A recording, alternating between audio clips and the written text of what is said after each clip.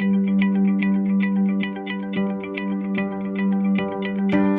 Danny Brown, and this is Artifacts, a storytelling podcast about technology, internet culture, media, and the feelings we still attach to them. Because sometimes the objects fade, but the feeling doesn't.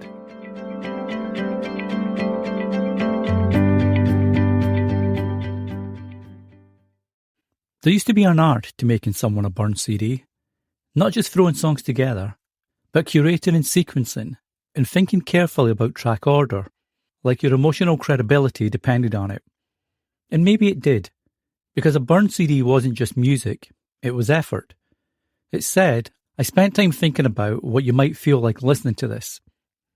With the introduction of streaming, that gave us access to almost every song ever recorded, which sure is pretty incredible. But because of that, music discovery became frictionless. And when things become frictionless, they lose emotional weight. Burned CDs, on the other hand, well, they felt personal. And I think people still miss that. A burned CD was basically a digital mixtape. And, like mixtapes, it wasn't really about audio quality, it was about identity. What songs represented you? What songs represented someone else? And because of that, you learned about people through what they included.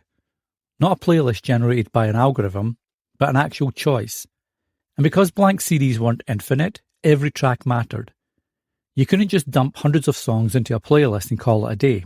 You had to commit. And that limitation created intentionality. People spent ridiculous amounts of time arranging track lists. You wanted the opener to feel just right. You wanted the emotional shift halfway through. And you wanted that final song to land perfectly. And then there was the presentation. Sharpie written titles, handmade cover art, bad printer paper inserts. Tiny little touches like that where the object itself became part of the emotional experience. A burned CD also captured a very specific technological moment.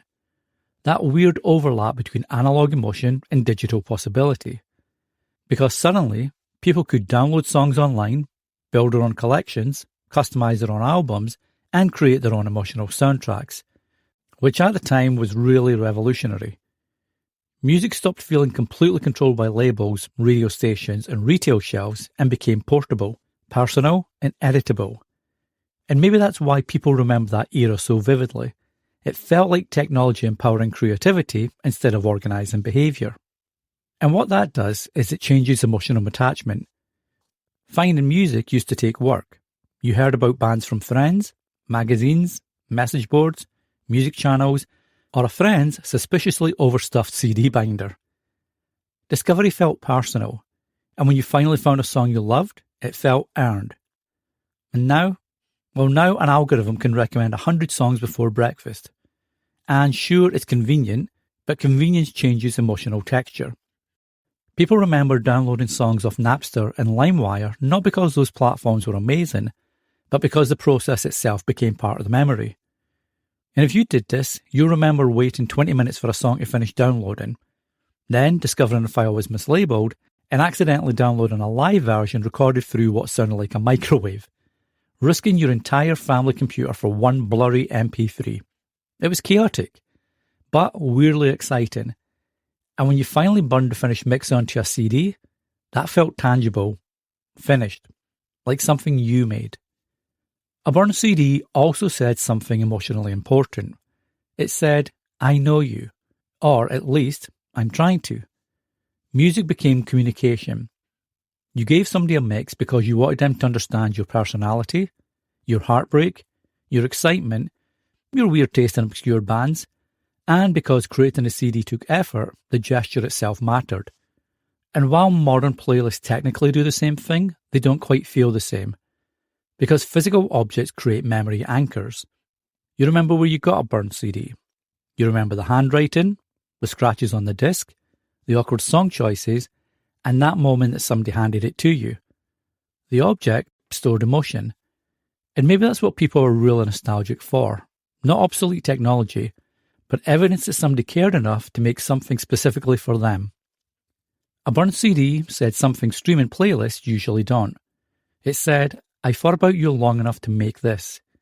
And maybe that's why people still remember them so vividly. Not because the technology was better, but because the effort felt human.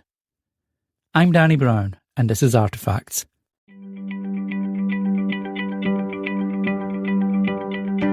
Thanks for spending time with Artifacts.